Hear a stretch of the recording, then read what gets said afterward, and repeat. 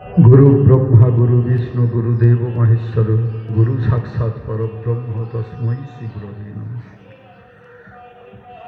परम पूज्यपाद श्रीमद स्वामीजी महाराजेर चरणे সেই চরণে আমার শতকোটি প্রণাম। স্বামীজি যে প্রসঙ্গটা শুরুই আমাদের ভুল হয়েছে, আমরা বাদ পড়ে গেছে। গুরু মহারাজের দীক্ষা শতবর্ষ, এটা আমাদের আলোচনার একটা বিষয় থাকা উচিত ছিল। সন্ন্যাসের শতবর্ষ যে সেটা থাকা উচিত ছিল, তবু আলোচনা হয়েছে। কোনো কোনো সময় স্বামীজিরা বলেছেন যে প্রয়াগরাজেই গুরুজি মহারাজ অর্ধকুম্ভে তিনি গোবিন্দানন্দ গিরির কাছ থেকে দীক্ষা গ্রহণ করেছিলেন। আমি অসিত মহারাজ সম্বন্ধে আসছি। স্বামী বিশ্বমিত্রানন্দজি মহারাজ, যিনি আমাদের এলাহাবাদ আশ্রমের দীর্ঘদিন অধ্যক্ষ ছিলেন, তার আগে প্রচার চারণ দলে ছিলেন, আসামের বিভিন্ন প্রান্তে প্রান্তে ঘুরেছেন। সকলে অসিত মহারাজ বলে আসামের অনেকেই তাকে চেনেন। সুদর্শন তার চেহারা ছিল। আমরা যে তার সঙ্গে একবার মিশেছেন তিনি তাকে ভুলতে পারবেন না। তিনি বর্ধমানের সিঙ্গি গ্রামে তিনি জন্মগ্রহণ করেছিলেন। আমি সেই সিঙ্গি গ্রামে একটা হিন্দু মিলন মন্দির তৈরি করেছিলাম। যখন তৈরি করেছিলাম এবং উৎসাহটা দিয়েছিলেন অসিত মহারাজ যে আপনি বিভিন্ন জায়গায় হিন্দু মিলন মন্দির করছেন, যেখানে কাশী রামদাসের জন্মস্থান, মহাভারতকার, তা সেখানে হিন্দু মিলন মন্দিরের জন্য আমি তার বাড়িতে গেছি, উঠেছি, বাবা মায়ের সঙ্গে আমি সাক্ষাৎ করেছি। এবং তার অসিত মহারাজই তার বাবাকে বলেছিলেন যে তুমি একটা জমি তুমি আমাকে সম্পত্তি দিতে চাইছো, আমরা দু ভাই, তা একটা সম্পত্তি তোমরা ভারত সেবাশ্রম সংঘকে দাও যাতে হিন্দু মিলন মন্দিরের কাজে লাগে। তখন সেখানে একটি জমি তারা দান করেছিলেন, 1 বিঘা জমি, এবং সেখানে হিন্দু মিলন মন্দির স্থাপন করার জন্য আমি সমস্ত আয়োজনও করেছি। ইট কালেকশন হয়েছিল, সমস্ত কিছু, আমি সেখানে ছিলামও কয়েকদিন। কিন্তু তারপরে আমি আসামে চলে আসার পর সে কাজটা অধরা ছিল। পরবর্তীকালে যারা ওখানকার কমিটির মেম্বাররা ছিলেন তারা মিলন মন্দিরটা সম্পূর্ণ করেছেন এবং আমি সেখানে গেছি।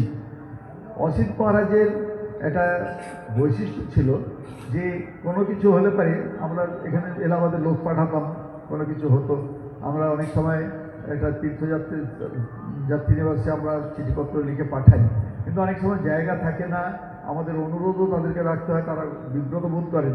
কিন্তু কখনো কখনো কিছু অসুবিধা হয়ে গেলে আমাকে সঙ্গে সঙ্গে ফোন করে জানাতেন যে স্বামীজি আপনি যে পাঠিয়েছেন এই লোকেদেরকে, কিন্তু আমার উপায় ছিল না, আপনি চিঠি লিখে দিয়েছেন, আমি কিছু করার নেই, আমি আপনার প্রতি শ্রদ্ধা রেখেও আমি কিছু করতে পারলাম না, আপনি কিছু মনে করবেন না। এই যে কৃতজ্ঞতা বোধ একটা জানিয়ে দিত, আমার খুব ভালো লাগতো। এবং পরবর্তীকালে অত অল্প বয়সে আমাদের চেয়ে অনেক ছোট ছিলেন, কিন্তু দুর্গারঙ্গ ব্যাধিতে মারা গেলেন।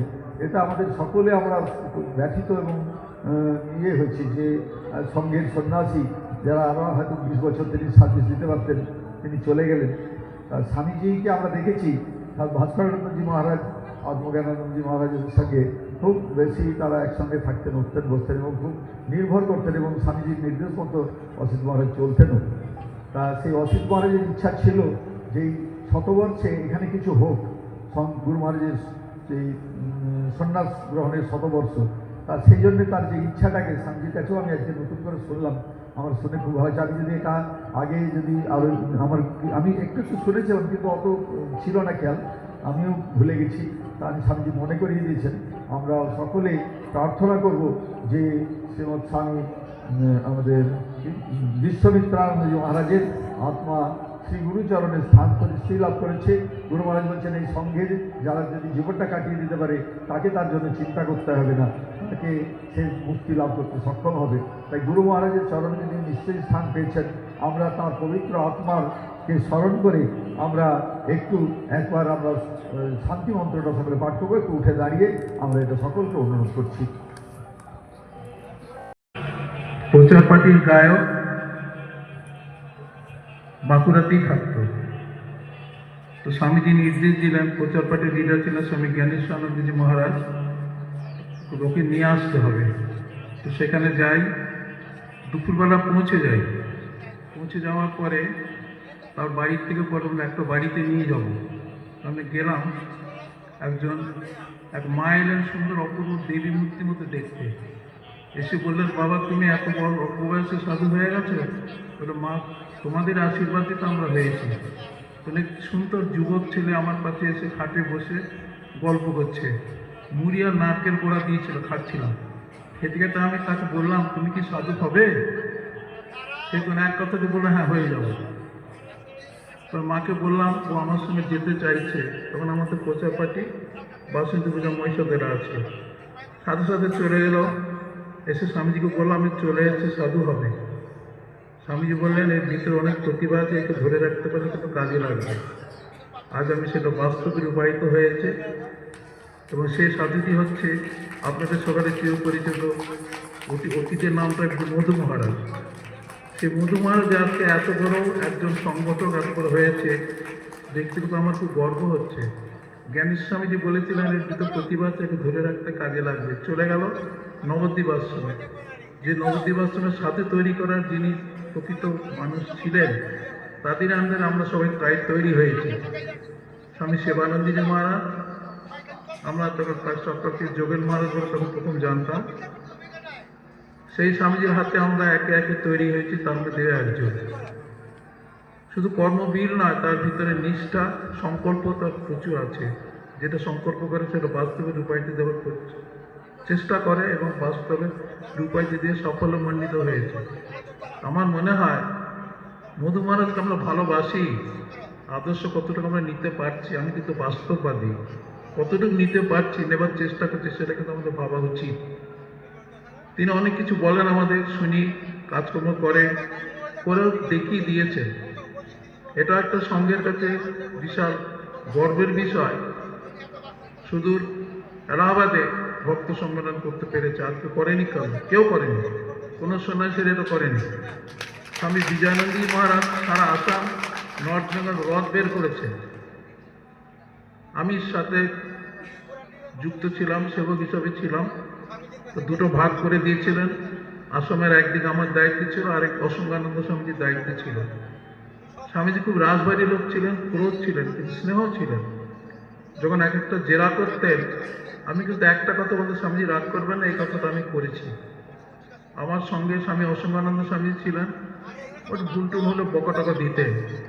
আমি কোনোদিন কোনো স্বামীজির কাছে ক্রোধের সম্মুখীন হইনি, ভালোভাবে বলেন। তারপরে গুয়াহাটিতে সম্মেলনটা হচ্ছে, আমাকে বলে, তুই তুলে যজ্ঞবিধিটা কর, কোথায় ইট বালি কত কিছু জানি, তোকে করে দিতে হবে, এটা দিতে হবে। আমি সেভাবে কাজকর্ম করে আজকে হচ্ছে সেই আসামটাকে, যখন স্বামীজি চলে গেলেন আমাদের থেকে ছেড়ে, কে তৈরি করবে। কিন্তু আমি গর্ব এখানে করছি যে, আবার গর্ববোধ করছি যে আসামটাকে অরুণাচল তো সব কিছু ধরে রেখেছে স্বামী সাধনানন্দজি। এই যে আপনাদের সাধনানন্দ ধরে রেখেছে, কোথার থেকে? আপনাদের সকলের সহযোগিতা ছিল বলে। যুদ্ধের সেনাপতি আছে, সেনারা যদি যুদ্ধ করতে না পারে, তো সেনাপতির কোনো দাম নেই। আমার মনে হয় সেনাপতি যদি উপযুক্ত কাজ করতে থাকে, সেনাপতিরা তাকে, সৈন্যরা তাকে সাহায্য করবে। তা আপনার কি প্রস্তুত আছেন? মোবাইলের চার্জ নেই, প্রচণ্ড ঠান্ডা পড়ে গেছে, তো মোবাইলের চার্জ কমে গেছে। আমি এরকম করে যুবকদের নিয়ে থাকি, তো আমি এরকম বলি আর কি। তেমনি ফুল চার্জ দেওয়া উচিত। এখানে প্রত্যেকের চার্জার দেওয়া আছে, কিন্তু সবাই মোবাইল আছে, মোবাইলের যুগ, তো মোবাইলে চার্জ দিয়ে বলবেন আপনারা কি সেনাপতিকে, সৈন্যরা সহযোগিতা করার প্রস্তুত আছেন? আরো আওয়াজ হবে।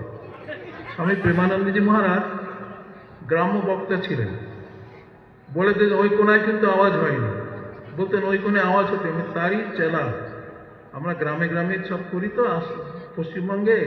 তো আমি এখনো বলছি, আপনারা কি তৈরি আছেন? বেরোলো কি করে আওয়াজটা? চার্জটা হলো কি করে? এরকম চার্জ দিতে হয়। ওই যে পিছনে বসে আছে না যে মূর্তি, যিনি কালকে ফুলদল মহারাজি বলে গেলেন, বলতে বলতে দণ্ড ধপ করে বেড়ে দিলেন, বললেন তিনি দণ্ড নিয়ে আছেন। সেইভাবে যদি আপনারা সঙ্গকে ভালোবাসেন, কথাটা না বললে ভালো হয়, সঙ্গকে যদি ভালোবাসেন, আপনাদের যিনি সেনাপতি তাকে যদি ভালোবাসেন, তাহলে কিন্তু পূর্ণ সহযোগিতা দিলে গুরুমাদের আশীর্বাদ সকলের সুরে বর্ষিত হবে। আমি আজকেও আপনাদের কাছে অনুরোধ করে যাচ্ছি, একে আরও আপনারা সহযোগিতা করে আরও বড় করুন। আগামী দিনের সঙ্গে একটা অ্যাসেট তৈরি হচ্ছে। আজ আমি কুম্ভ মেলায় গঙ্গা প্রাঙ্গণে বলে দিচ্ছি আমরা জানি কেউ চিরদিন আমরা থাকবো না, কীর্তি যশে সজীবতি, কীর্তিটা কিন্তু আমাদের কাছে থাকবে। তাই মধু বলে ফেললাম, আমার দোষ এটা। আমি মধুমারি সাধনানন্দী বলিনি কখনো। তা মধু যে কাজটা করছে গুরুমাজার আশীর্বাদে, এই আশীর্বাদ দিয়ে যতদিন বেঁচে থাকবো, মরেও যদি যাই, উপর থেকে একটা কথা বলবো, ভারত সেবার সঙ্গে স্বর্ণাক্ষরে যেন মধুর নামটা লিখিত থাকে। তবে ছেলে বলতে আজ আমার এই কথা বলে শেষ করছি এই জন্য,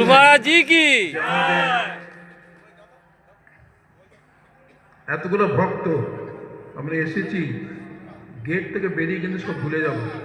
ভুলবেন না প্রেমানন্দ স্বামী একটা কথা বলতে, আমরা এখানে সব কিছু শুনলাম, হাতটা দিলাম, উলুধ্বনি সব কিছু দিলাম, গেট থেকে বাইরে গিয়ে ভুলে যাই। সেই জন্য ছোট একটা কথা বলে দিচ্ছি, আমরা মেঠো বক্তৃতা দিই তো গ্রামে গ্রামে, ভাগবত কথা হচ্ছে, এর প্রতি আকারাতে হয়ে থাকে।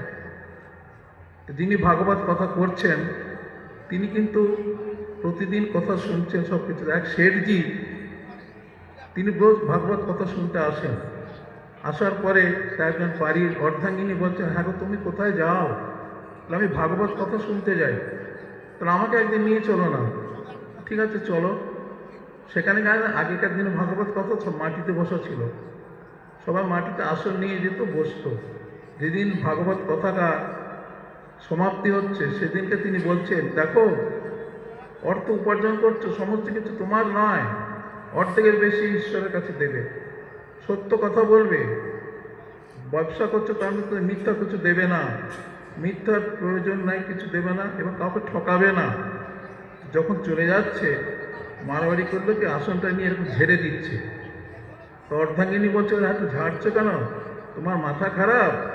কাল সকালে ওটা তুমি একটা বায়না করবে, তোমাকে তো অবস্থা পূরণ করতেই হবে। তাই এখানকার কথা আমি এখানে রেখে দিয়ে চলে গেলাম, চলো এবার ফিরে যাই। আপনারাও যেন এসেছেন, সব কিছু করেছেন, এই 3 দিন ভক্ত সম্মেলন করলেন, এটা ঝেড়ে দিয়ে যাবেন না, ঝেড়ে নিয়ে চলে যাবেন। তাই সকালে মানি ব্যাগ, ভ্যানিটি ব্যাগ সব কিছু এনেছেন, সে ব্যাগে তো ভর্তি হবে না। হৃদয়ে যদি সমস্ত ভাষণগুলো, স্বামীজিদের কথাগুলো মনে রেখে অন্তরে গেঁথে রাখতে পারেন, সাফল্য হবেন ভক্ত সম্মেলন। না হয়তো বৃথা, যেটা ফুলদুল মহারাজ সেটা বললেন, একই কথা বললেন, তাহলে সব কিছু বৃথা হয়ে যাবে। তাই সবার কাছে প্রার্থনা করছি, আপনারা ঠাকুরের আশা পরিপূর্ণভাবে সাধনানন্দ স্বামীজির ইচ্ছাটাকে বাস্তবে রূপায়িত করে সাফল্যমণ্ডিত করে তুলতে পারবেন, এটা আমার ধারণা, আশা। এই বলে শেষ করছি। ছোট একটি কথা শেষে বলে যায়, 3 দিন ধরে আমার একটা ক্ষোভ ছিল। আমি তত্ত্বজ্ঞানানন্দকে বললাম, এই বছর 2025 সাল হচ্ছে, 1924 সালে স্বামী প্রণবানন্দজি মহারাজ সন্ন্যাস নিয়েছিলেন, তার 100 বর্ষ। আমার বন্ধু ভাই বিশ্বমিত্রানন্দ এলাহাবাদ আশ্রমের অধ্যক্ষ ছিলেন, আমার সাথে খুব সম্পর্ক ভালো ছিল। তার ইচ্ছা ছিল এই বছর কুম্ভমেলায় সে থাকবে, গুরুমাদের দীক্ষা 100 বছর বড় করে পালন করবে, কিন্তু হলো না, আমাদের দুর্ভাগ্য। তার বন্ধু আরেকজন আছে স্বামী আত্মজ্ঞানানন্দ, এর ভাস্কর, 3 জন আমরা এক ছিলাম। তার ইচ্ছাটা আমরা পরিপূর্ণ করতে পারিনি। তা আমি ভেবেছিলাম এই ভক্ত সম্মেলনে তো একটা কথাটা যেন, তার দীক্ষা প্রসঙ্গটা যেন উঠলে গর্বিত হলো, তার আত্মা তৃপ্তি পেত। তা আগামীতে দীক্ষা 100 বর্ষ সম্বন্ধে যেন স্বামীজি কোনো জায়গায় ব্যবস্থা করে সব জানিয়ে দেন, তাহলে আমি খুশি হব। নাহলে আমি বলবো 10 মিনিট অন্তত সাধনানন্দজিকে এই দীক্ষা বছর সব প্রসঙ্গ সবাইকে বোঝাতে পারেন, আলোচনা করেন, তাহলে আমি ধন্য হব। তাহলে স্বামী বিশ্বমিত্রানন্দের আত্মাটা তৃপ্তি পাবে। কারণ আমি যদি বলি তাহলে বলবো, তো তুমি জানো তো, তুমি করোনি। হ্যাঁ, আমি করতে পারিনি, কিন্তু আমি ভেবেছেন প্রসঙ্গে এই প্রসঙ্গটা থাকবে, কিন্তু ছিল না। তার আত্মা যেন তৃপ্তি পায়, সাধনানন্দজি মহারাজ 10 মিনিট এই প্রসঙ্গে 2-একটা কথা যেন বলে, আমি তাকে অনুরোধ জানাচ্ছি। ধন্যবাদ। সকলে কল্যাণ হোক, মঙ্গল হোক।